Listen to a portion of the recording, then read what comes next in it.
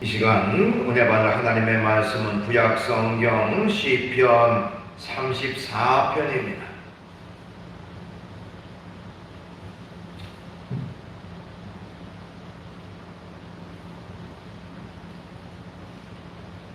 시편 34편 16절로 19절 말씀까지.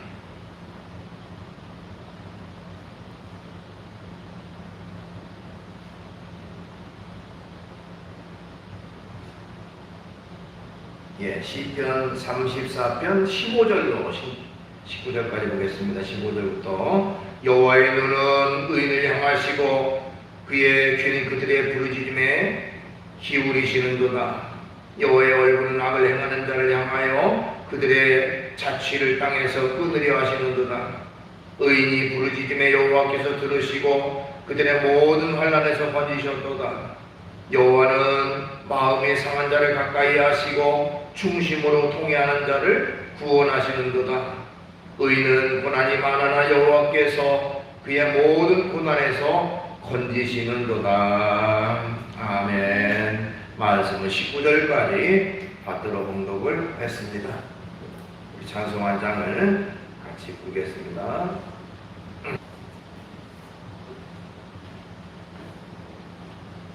오늘 주어진 본문 말씀 가지고 하나님을 가까이 하라, 이런 제목의 말씀으로 은혜를 같이 나누려고 합니다.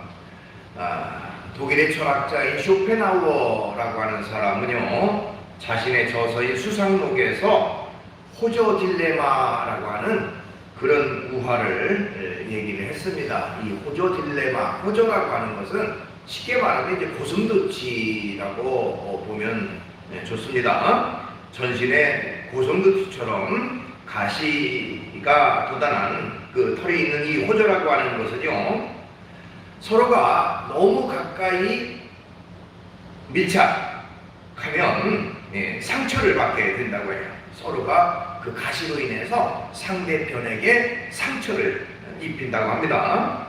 그런데 추운 겨울날 또 너무 멀리 떨어져 있으면 그 추위를 견디기가 참으로 힘들다고 하는 것이죠. 그래서 상처를 주지도 않고 체온을 적당히 유지하기 위해서는 일정한 간격, 즉 너무 가깝게 붙지도 않고 너무 떨어지지도 않고 일정한 간격을 두고 살아가는 것. 그래서 찔리지도 않고 추위도 이길 수 있는 그런 그 묘책, 또 간격을 유지하는 것, 그것이 곧 호저 딜레마라고 얘기를 합니다. 우리가 그 한자에서도 요거 비슷한 말을 많이 쓰죠. 소위 불가근, 불가원이다, 이런 말을 많이 합니다. 너무 가깝게도 말고 너무 멀게도 말고 우리가 일상 속에 적정한 거리를 두고 살아가자. 자, 요즘 신문이나 방송을 통해서 많이 접하는 용어 중에 하나가 바로 사회적 거리두기라는 말입니다. 코로나가 장기화되면서 이 사회적 거리두기가 몇 단계로 상승했느냐, 몇 단계로 떨어졌느냐, 뭐 이런 말들을 많이 얘기하고 또 민감하게 우리가 거기에 대해서 반응을 합니다. 이 사회적 거리두기라고 하는 것이 코로나 예방에 있어서 아주 중요한 그런 그 방역 수칙 중에 하나라고 얘기를 합니다. 자, 그런데요, 문제는 우리는 이제 크리스찬으로서, 즉 하나님을 섬기는 사람으로서 하나님에게조차 이러한 일정한 거리두기를 하는 신앙생활을 하고 있지는 않은지 우리 자신을 돌아봐야 한다는 것입니다.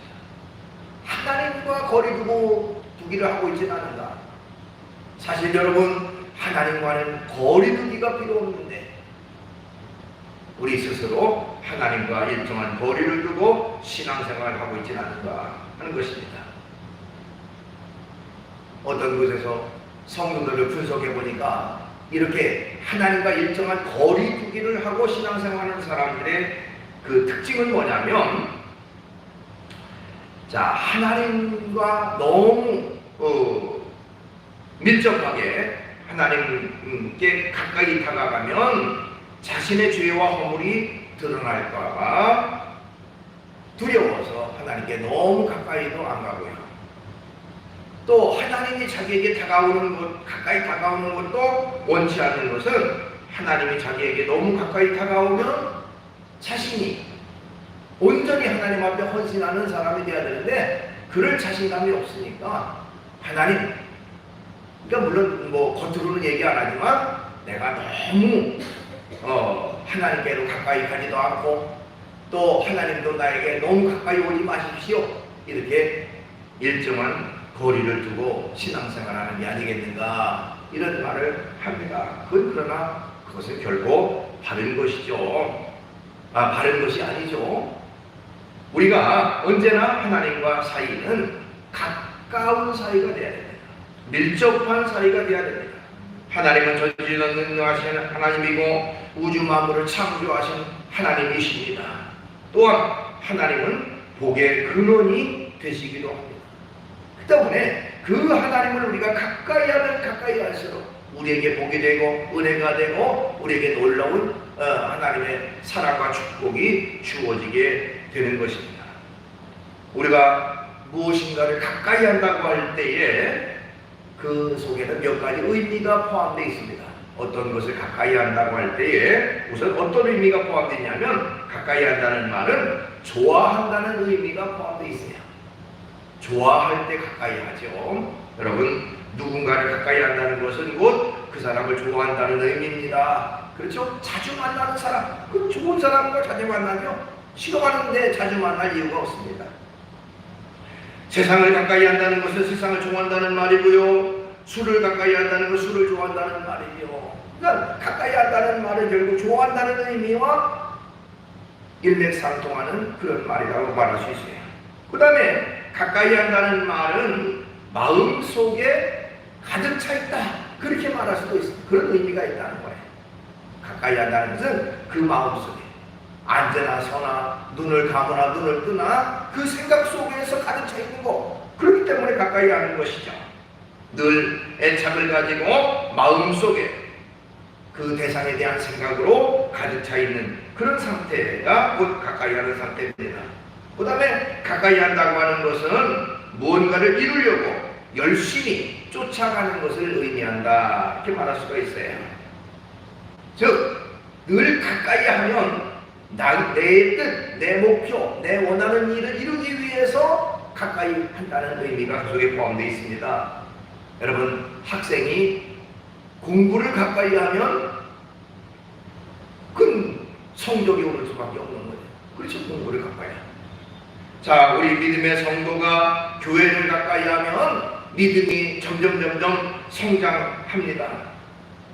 우리 성도들이 하나님의 말씀을 가까이 하면 은혜가 넘치게 되고요. 믿음의 성도들이 기도를 가까이 하면 하나님의 놀라운 응답을 받는 그런 축복이 주어지게 되는 것입니다. 가까이 한다, 그것은 내 꿈과 내 목표를 이루기 위한 그런 모습이기도 합니다. 그러면 우리 믿음의 성도들은 하나님을 가까이 해야 되는데 왜 하나님을 가까이 해야 될까요? 성경에 나와 있는 내용을 잠깐 살펴보면요, 하나님을 가까이 함이 내게 복이 되기 때문에 하나님을 가까이 해야 한다는 것입니다. 근본적으로 하나님을 가까이 하는 것이 내게 복이 되기 때문에 내가 하나님을 가까이 해야 된다. 시편 73편 28절에 보면 하나님께 가까이 함이 내게 복이라. 내가 주 여호와를 나의 피난처로 삼아 주의 모든 행적을 전파하리이다, 이렇게 말하고 있어요. 하나님께 가까이 함이 근본적으로 내게 복이 된다는 거예요. 그래서 우리는 하나님을 가까이 해야 된다는 것입니다. 여러분, 우리가 일상 살아가면서 우리가 복이라고 하는 것을 누구나 다 희망하고 소망하고 바랍니다. 물론 복이라고 하는 것은 일반적으로 생활의 복, 육신의 복, 세상적인 복도 있습니다만은 보다 근본적인 것은 전능자, 창조자 하나님께로부터 오는 축복이 근본적인 것이고요. 영원한 것입니다. 일시적인 복이 아니라 영원한 복이 우리에게 주어지기를 원하는데, 여러분, 영원이라고 하는 말은 하나님에게만 해당되는 거예요. 세상에 어떤 것도 영원이라고 하는 용어에 적합한 대상은 없습니다. 사람도 마찬가지죠. 사람은 70, 80, 90 살다가 세상을 떠나가는 영원한 존재가 아닙니다. 이런 가구라든지 뭐 세상 어떤 건물이라든지 어떤 것들도 영원한 건 없어요. 유한하는 것이죠. 그런 면에서 영원이라고 하는 것에 어울리는 대상은 바로 전능자 하나님밖에 없다는 것이고, 하나님께로부터 오는 복이야말로 진정한 복이 되어지는 것입니다. 영원한 복이 되는 것이죠. 그 때문에 영원하신 하나님 앞에서 살아가고 영원하신 하나님을 가까이 하며 살아갈 때에 우리에게 하나님께로부터 진정한 복이 주어진다는 것입니다. 하나님을 통해서 기쁨과 평안과 참된 행복이 주어지고요, 또 구원의 감격과 기쁨이 우리에게 주어진다는 것입니다. 그 때문에 하나님을 가까이 하는 것이 결과적으로 우리에게 복이 되어진다. 그렇기 때문에 우리는 하나님을 가까이 해야 한다는 것입니다. 그 다음에 생사화복이 하나님께 달려있기 때문에 우리는 하나님을 가까이 해야 합니다 하는 것입니다. 신명기 32장 39절 말씀에 보니까 이제는 나 곧 내가 그인 줄 알라. 나 외에는 신이 없도다. 나는 죽이기도 하며 살리기도 하며 상하게도 하며 낫게도 하나니 내 손에서 능히 빼앗을 자가 없도다. 이렇게 말하고 있어요. 자, 하나님이 말씀하시는 내용입니다. 나는 죽이기도 하고 살리기도 한다. 또 상하게도 하고 낫게도 하는 것이다. 내 손에서 빼앗을 자가 없다. 즉 모든 것의 주관자는 하나님이시고, 하나님은 우리의 생사화복을 주관하시는 하나님이라는 사실을 거기서 말하고 있는 것입니다. 인생에 살고 죽는 것이 하나님께 달려 있고요, 어떤 일에 잘 되고 안 되는 것이 하나님의 손에 달려 있습니다. 그 때문에 그 하나님을 가까이 할 때 하나님 안에서 놀라운 복과 은혜가 우리에게 주어진다. 하나님은 우주 만물을 창조한 창조자이시고 생명의 주관자가 되십니다. 그 때문에 그 하나님 앞에 그 하나님을 가까이 함으로 말미암아 우리는 하나님의 놀라운 은혜를 받고 축복을 받게 되어집니다. 그러면 이렇게 하나님 앞에 하나님을 가까이 하면 우리에게 복이고, 하나님은 생사화복을 주관하시는 분이기 때문에 우리가 가까이 해야 한다면, 구체적으로 우리가 하나님과 가까워질 수 있는 방법은 무엇인가 하는 것입니다. 어떻게 하면 우리가 하나님과 가까운 관계, 밀접한 관계가 될 수 있을까 하는 것입니다. 우선은 회개함으로 하나님과 가까워질 수 있습니다 하는 것입니다. 오늘 본문 말씀 18절에 보니까요, 여호와는 마음이 상한 자를 가까이 하시고 중심으로 통회하는 자를 구원하시는도다 이렇게 말하고 있습니다. 하나님은 마음이 상한 자를 가까이 하시고 통회하는 마음, 회개하는 마음을 가진 사람을 하나님은 구원하시는 그런 은혜의 하나님이신 것입니다. 하나님 앞에서 모든 사람은 죄인이라고 말할 수가 있습니다. 하나님 앞에 의는 하나도 없습니다. 그리고 하나님은 죄를 미워하시고 죄에 있는 사람을 심판하실 수밖에 없습니다. 그런데 하나님께서 기쁨으로 용납하는 사람들이 있습니다. 그것은 바로 회개한 사람인 것입니다. 인간 자체는 하나님 앞에 죄인 아닌 사람이 없지만 회개하고 통회하고 자복하면 하나님이 그를 의인으로 인정하시고 그를 용납하시고 그를 받아주시고 그를 인도해 주신다고 하는 사실입니다. 그 때문에 성경에 나와 있는 여러분, 다윗이라고 하는 사람, 또 신약 성경에 나오는 바울이라는 사람, 그 사람은 늘도 역시 인간이기 때문에 하나님 앞에 죄를 지었고 하나님의 뜻대로 살지 못했던 사람들이기도 했습니다. 그럼에도 불구하고 하나님은 그들을 사용하셔서 그들을 불러주시고 그들을 사용하셔서 하나님의 큰 역사를 이루셨어요. 그것은 바로 그들이 그 죄에 머무르지 않고 그 죄를 회개하고 자복하고 통회했기 때문에 하나님이 그를 용납해 주셨다고 하는 것입니다. 그 때문에 하나님 앞에 아무리 큰 죄를 범했을지라도 회개함으로 깨끗함을 받으면 하나님은 깨끗이 씻어주시고 그리고 그를 하나님의 자녀로 인정하시고 하나님의 축복의 사람으로 이끌어 주신다고 하는 것입니다. 그 때문에 중요한 것은 하나님 앞에 이 죄의 장벽을 허무는 거예요. 하나님과 우리 사이에 있는 이 죄라고 하는 것에 장벽이 있으면 하나님이 우리에게 오실 수도 없고 우리가 하나님께 나아갈 수도 없는데 죄의 장벽을 허물면 우리가 하나님 앞에 기쁨으로 나아갈 수 있고 하나님의 은총과 하나님의 은혜가 우리에게 풍성하게 주어지는 것입니다. 그래서 잠언 28장 13절에 자기 죄를 숨기는 자는 형통하지 못하나 죄를 자복하고 버리는 자는 불쌍히 여김을 받으리라 이렇게 말하고 있어요. 자기 죄를 숨기면 회개하지 않으면 결국 형통하지 못한다는 거예요. 그러나 자복하고 버리면 하나님 앞에서 불쌍히 여김을 받고 하나님의 긍휼하심으로 용서함을 받는 결과가 되어진다. 이사야 1장 18절 여호와께서 말씀하시되 우리가 서로 변론하자 너희 죄가 주홍 같을지라도 눈과 같이 휘어질 것이요 진홍같이 붉을지라도 양털같이 희게 되리라 이렇게 말씀했습니다.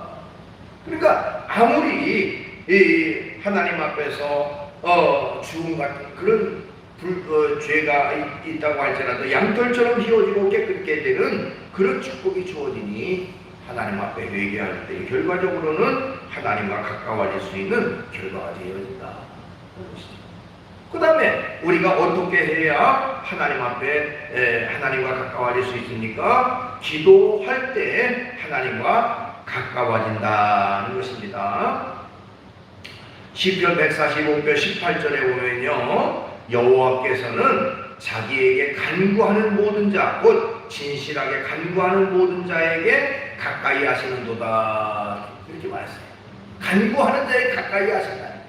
하나님은 누구를 가까이 하느냐? 진심으로 기도하는 사람, 하나님 앞에 간구하는 사람, 그 사람과 가까이 하신다. 그 때문에 우리가 하나님과 가까이 와지기 위해서는 하나님 앞에 진심으로 기도할 때에 하나님과 가까워질 수가 있습니다. 날마다 부르짖어 기도하는 성도 그 기도를 들으시고 하나님은 기쁨으로 응답해 주시고 또 우리를 온전한 하나님의 자녀로 인쳐주시는 하나님이십니다. 그 때문에 언제나 우리는 기도로 하나님과 교제하고 교통하는 삶이 이루어져야 돼요. 여러분 우리가 대화라고 하는 것은 다른 사람과 대화를 통해서 내 마음 속에 있는 생각을 다른 사람에게 전하고 그 사람의 마음 속에 있는 생각을 대화를 통해서 내가 전달받게 되잖아요. 그게 대화 아닙니까? 근데 기도라고 하는 것이 곧 하나님 앞에 영적인 대화인 것입니다. 내 마음과 생각을 하나님께 아뢰고 하나님의 응답의 축복을 내가 전달받고 하는 하나님과의 교제, 하나님과의 교통, 하나님과의 대화 그것이 매일매일 이루어져야 된다는 것입니다. 그래서 기도를 통해서 우리는 하나님과 날마다 가까워지는 그런 생활이 있게 되어질 것입니다. 그 다음에 하나님과 가까워지려면 온전한 예배, 바른 예배를 통해서 하나님과 가까워질 수 있다 이렇게 말씀드릴 수가 있어요. 하나님 앞에 바른 예배를 드릴 때에 하나님과 가까워질 수가 있다.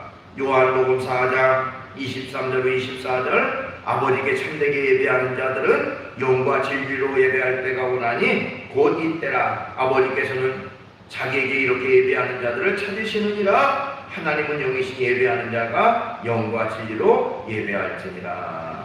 자, 하나님 앞에 영과 진리로 예배할 때 하나님은 그런 사람을 찾으신다. 그런 사람을 가까이 하신다라고 말씀드릴 수가 있어요. 그 때문에 우리가 하나님과 가까이 하기 위해서는 우리는 온전한 예배, 영적 예배, 신령의 예배, 마음의 예배, 중심의 예배로 하나님 앞에 영광 돌릴 때에 그 예배를 드리는 우리에게 하나님은 가까이 하시는 것입니다. 하나님은 참된 예배 드리는 사람을 찾으신다고 했고 온전한 예배를 받으신다고 했습니다. 우리가 하나님 앞에 예배하는 일, 그것은 어떻게 보면 우리 믿음의 성도들에게 가장 중요한 그런 일이라고 말씀드릴 수가 있습니다. 그런데 일반적으로 예배라고 하는 것에 그런 그 가치를 너무 소홀하게 생각하는 경우가 많이 있습니다. 예배드리는 시간에 다른 바쁜 일이고 중요한 약속이 있고 또 다른 사람과 어떤 일을 하기 위해서 계획이 됐다면 그 예배를 포기하고 버리고 그냥 그 일을 먼저 하는 경우가 많이 있습니다. 그러나 여러분, 우리가 우선순위라고 하는 것이 있죠. 우선순위는 중요한 것을 먼저 한다는 말인데, 다른 것을 먼저 한다면 예배보다 다른 것에 더 우선순위를 둔다는 말이고 중요성을 준다는 말이잖아요. 우리가 하나님 앞에 예배하는 시간, 그 어떤 것보다도 중요한 시간이고 가치 있고 값진 시간이라면 우선순위를 예배해 두고 살아가는 그런 삶이 우리에게 있어야 된다고 하는 것입니다. 예배하는 일에 최선을 다하고 예배를 생명처럼 여기고 하나님 앞에 언제나 예배하는 데 최선을 다하는 그런 삶이 있어야 되는 것입니다. 그래서 때때로 우리가 어떤 일이든지 예배드리지 못해서 안타까워하고 예배드리지 못해서 그것 때문에 괴로워하고 그것 때문에 마음 상하는 그런 사람이 되어야 돼요. 예배 드리는 것보다 다른 일 하는 게 더 좋고 그것 때문에 뭐 어쩔 수 없지라고 하는 것보다 부득이 물론 예배 시간에 나오지 못한다 할지라도 그것 때문에 괴로워하고 너무 마음 아파하는 그런 자세. 그래서 예배에 우선순위를 두고 살아가는 그런 삶이 우리에게 있어야 된다. 하나님과 가까워지기 위해서는 예배하는 일에 최선을 다하는 그것이 중요한 것입니다. 그 다음에 하나님과 가까워지려면 성전에 모이기를 힘쓰는 삶이 있어야 됩니다. 성전은 하나님의 집이라고 말씀드릴 수가 있고 성전을 가까이 함이 곧 하나님과 가까이 와지는 그런 결과로 연결되는 것입니다. 히브리서 10장 25절 모이기를 피하는 어떤 사람들의 습관과 같이 하지 말고 오직 권하여 그날이 가까움을 볼수록 더욱 그리하자. 즉 마지막 때가 될수록 더 성전에 모이기를 힘쓰자는 것입니다. 성전에 모이기를 힘쓰자. 물론 하나님은 전지전능하신 하나님이고 무소부재하신 하나님이에요. 무소부재라는 말은 없는 것 없이 다 계신 하나님, 온전한 하나님이시죠.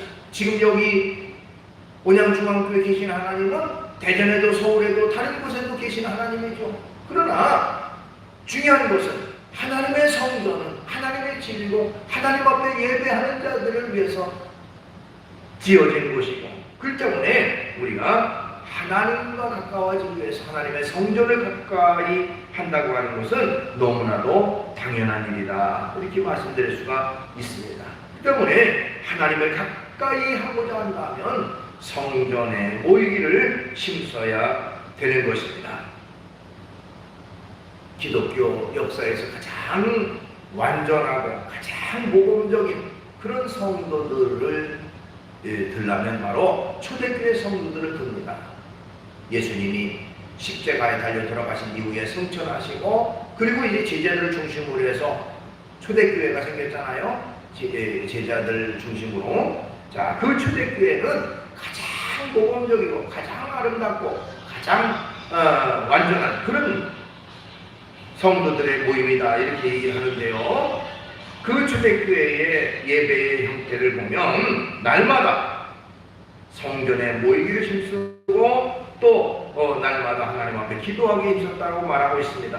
사도행전 2장 42절로 47절에 보니까요. 그들이 사도의 가르침을 받아 서로 교제하고 떡을 떼며 오로지 기도하기를 힘쓰니라. 사람마다 두려워하는데 사도들로 말미암아 기사와 표적이 많이 나타나니 믿는 사람이 다 함께 있어 모든 물건을 서로 통용하고 또 재산과 소유를 팔아 각 사람의 필요를 따라 나눠주며 날마다 마음을 같이하여 성전에 모이기를 힘쓰고 집에서 떡을 떼며 기쁨과 순전한 마음으로 음식을 먹고 하나님을 찬미하며 또 온 백성에게 칭송을 받으니 주께서 구원받는 사람을 날마다 더하게 하시니라 이렇게 말하고 있어요.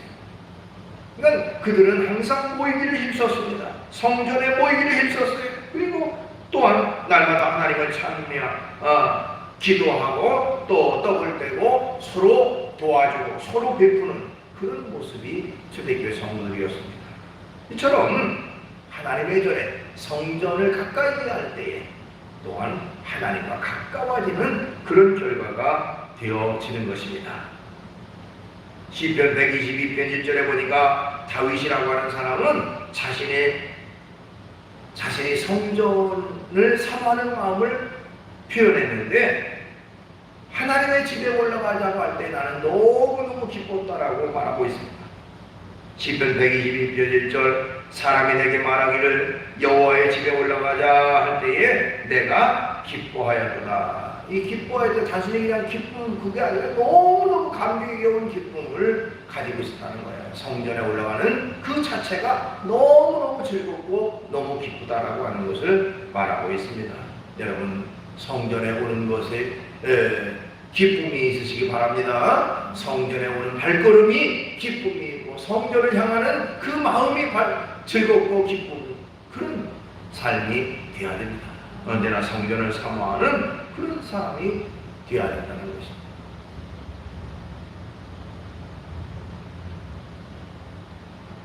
개성, 북한의 개성 있잖아요. 개성 분들이 좀 이렇게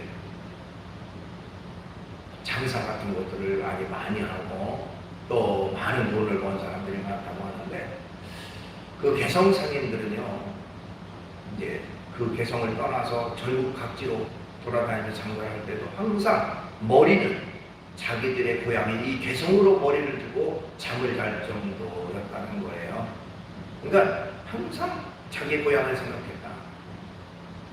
자, 우리가 늘 우리의 마음, 그러니까 몸은 물론 성전 밖에서 개인적인 일하고 사회적인 일 활동을 하지만 우리의 마음만은 언제나 성전을 향할 수 있는 그런 성도, 그것이 하나님 앞에 온전한 성도의 모습인 것입니다.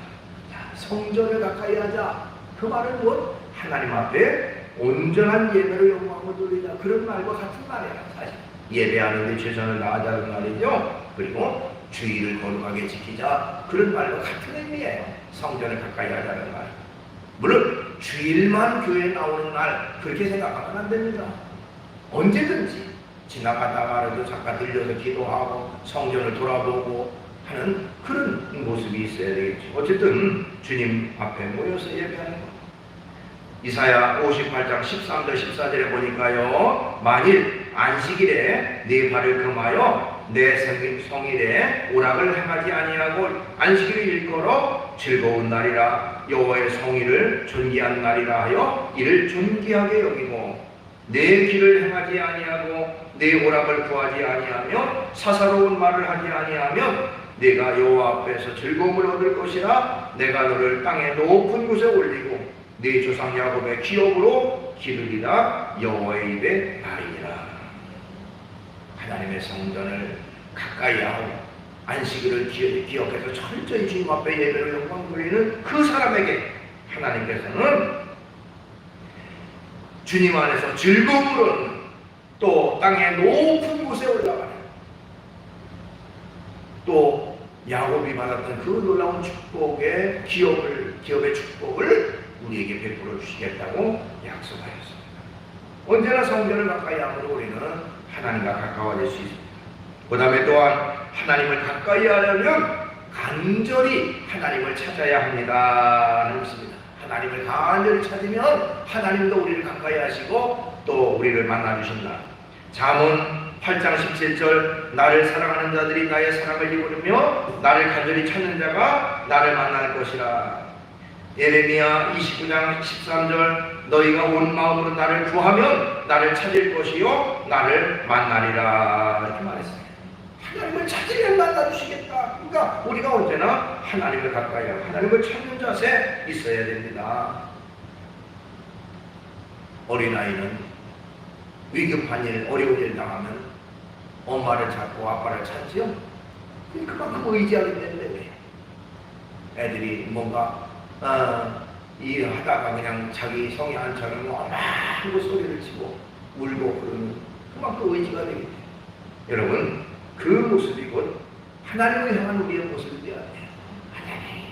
하나님 도와주십시오. 하나님 인도해 주십시오. 하나님 찬양합니다. 늘 우리가 하나님을 찾는 그런 삶의 자세가 있어야 됩니다. 하나님을 기쁨으로 또 언제든지 하나님을 찾을 때 하나님도 우리와 가까이 하시고 우리를 만나 주시겠다고 약속을 하셨습니다. 로마서 14장 8절 우리가 살아도 주를 위하여 살고 죽어도 주를 위하여 죽나니 그러므로 사나 죽으나 우리가 주의 것이로다. 언제든지 철저히 주님을 찾고 주님과 하나 되고 결과적으로 우리는 주님과 가까워지는 그런 삶이 있어야 됩니다. 오늘 이 시간 말씀을 정리합니다. 우리가 언제든지 하나님을 가까이 하는 믿음의 성도가 되어야 되는데 여기 가까워지는 친밀 관계에 있어서 가장 가까워지는 것은 뭘까요? 가장 가까워지는 상태는요 완전히 겹쳐질 때 가까워지는 거예요. 그렇죠? 우리가 똑같은 모양이라도 조금이라도 어긋나 있으면 완전히 겹쳐지는 게 아니에요. 완전히 가까워지는 게 아니에요. 완전히 가까워지는 것은 그 모양과 모양이 완전히 100% 딱 합쳐질 때 완전히 가까워지는 거예요. 즉 하나님과 우리가 이렇게 하나가 될 때에 온전히 가까워지는 거예요. 여러분 하나님과 얼마나 친밀 관계에 있습니까? 일부는 하나님과 가까워지지만 일부는 하나님과 떨어져 있는 사이가 아니라 모든 것이 완전하게 하나님과 동행하고 하나님과 함께하는 친밀 관계로 살아가야 됩니다. 그렇게 할 때에 하나님의 은혜, 하나님의 은총, 하나님의 축복, 하나님의 구원이 우리에게 그대로 주어지는 것이죠. 오늘 이 시간 이후부터 우리는 언제든지 하나님을 가까이 하는 일에 최선을 다합니다. 하나님과 늘 하나가 되어진 그런 믿음의 성도로서의 삶을 살기를 주의 이름으로 축원합니다. 기도하겠습니다. 거룩하신 주님을 찬양합니다. 우리가 일상 속에서 하나님을 가까이 함이 우리에게 복이요. 하나님을 가까이 할 때에 우리의 필요한 모든 것들이 주께로부터 이룬받는다는 것 너무나도 잘 아는데 일상 속에서 얼마나 하나님과 가까이 했고 하나님과 친밀 관계를 유지하며 살아갔는지를 부족함을 느낍니다. 주님, 하나님도 우리를 너무너무 사랑하시듯이 우리도 진정 하나님만을 진정 사랑하고 하나님만을 늘 가까이 하며 하나님과 동행하며 하나님과 함께하며 하나님과 온전히 하나가 되어지는 그런 우리의 믿음과 신앙이 되어질 수 있도록 은총 베풀어 주시옵소서. 예수님의 이름으로 기도하옵나이다.